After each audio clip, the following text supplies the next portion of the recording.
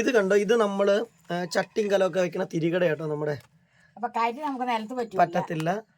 പല പേരിൽ പറയും ഇത്. ഇതിന് നമ്മളിവിടെ പറഞ്ഞ തിരികട എന്ന് പറയണം അല്ലേ. തിരിക എന്ന് പറയും, തിരികട എന്ന് പറയും. അപ്പൊ ഇത് അമ്മ ഉണ്ടാക്കുന്ന സാധനമാണ് കേട്ടോ. അത് തന്നെ, തണുങ്ങോണ്ട് അമ്മ ഇങ്ങനെ കെട്ടി ഉണ്ടാക്കുന്നതാണ്. ചെറുപ്പത്തിൽ എന്റെ വീട്ടിൽ ഇങ്ങനെ ഉണ്ടാക്കുവാറ്. അപ്പൊ അത് ഞാൻ കണ്ടുപഠിച്ചതാ. അതിലൊരു പുരം പഠിച്ചില്ല, പാള വയ്ക്കുമായിരുന്നു. അന്നൊക്കെ ഈ കവുങ്ങിന്റെ പാള എടുത്തോണ്ട് ഈ പാള വയ്ച്ചാണ് വെള്ളം കോരുന്നത്. അമ്മയൊക്കെ പാള വയ്ക്കുമായിരുന്നു. അമ്മ നന്നായിട്ട് പാള വയ്ക്കും. പാളയ്ക്ക് തൂക്കാനൊക്കെ അതിന്റെ വഴി കൊണ്ട് തൂക്കാനൊക്കെ കെട്ടി വെള്ളം കോരുന്ന പാളയ്ക്കാണ്. പിന്നെ അതൊരു അരിപ്പാളയുണ്ട്.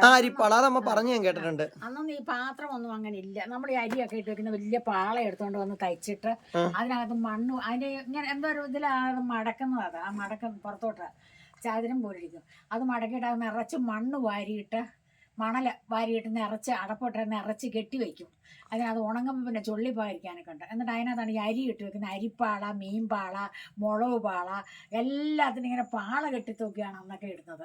അന്നൊന്നും ഇതുപോലെ പാത്രങ്ങളൊന്നുമില്ല. പ്ലാസ്റ്റിക് പാത്രം അല്ലെങ്കിൽ ഒരുപാട് പാത്രങ്ങൾ തന്നെ മംഗലമാണ് അന്ന് കൂടുതലുള്ളത്. അപ്പോൾ നമ്മുടെ സാധനങ്ങളെല്ലാം നമ്മൾ പാളയ്ക്കകത്താണ് ഇട്ട് വെക്കുന്നത്. തൊട്ടി അതുപോലെ തന്നെ പാവപ്പെട്ടവൻ്റെ വീട്ടിലൊന്നും തൊട്ടിയില്ല വെള്ളം കോരാൻ. എല്ലാവരും പാളയ്ക്കാണ് വെള്ളം കോരുന്നത്. അങ്ങനെയൊക്കെ പാള കൊണ്ട് പല ഉപയോഗങ്ങളുണ്ടായിരുന്നു. പക്ഷെ എനിക്ക് പാള തയ്ക്കാൻ അറിയാൻ വയ്യ കേട്ടോ. ആ പാള തയ്ക്കാൻ അറിയാം, പക്ഷെ അതിന് മടക്ക് വരുമ്പോൾ എനിക്ക് പറ്റൂല, അറിയാൻ വയ്യ. അത് ഞാൻ പഠിച്ചിട്ടില്ല. അങ്ങനൊക്കെ അന്നത് പഠിപ്പിച്ച ക്ലാസ്സിൽ അമ്മ പോയില്ല, അതുകൊണ്ടാണ്. പക്ഷെ ബാക്കിയെല്ലാം എനിക്കറിയാം. ചൂര് കെട്ടാൻ അറിയാം, തിരികെ പിരിക്കാൻ അറിയാം, തിരികെ പിരിച്ച് കെട്ടാൻ അറിയാം, തിരികെ ഇതുപോലെ കെട്ടാൻ അറിയാം. ഇതൊക്കെ എനിക്കറിയാം. പക്ഷെ പോലെ മടയാൻ അറിയാം. പക്ഷെ പാള തയ്ച്ച് കൂട്ടാൻ അറിയാൻ വയ്യ. അത് പോയി. പാള തയ്ച്ചു കൂട്ടാന്ന് പറഞ്ഞാൽ നിങ്ങൾ ഉദ്ദേശിക്കുന്ന പണ്ടത്തെ പാള, അരിപ്പാള, അങ്ങനത്തെ പാളകൾ അല്ലേ. ഇവിടെ പിന്നെ കളമ്പുക്കാവിലെ അമ്പലത്തിനകത്ത് പാളക്കകത്താണ് കഞ്ഞി, പാനക്കഞ്ഞിയുണ്ട്.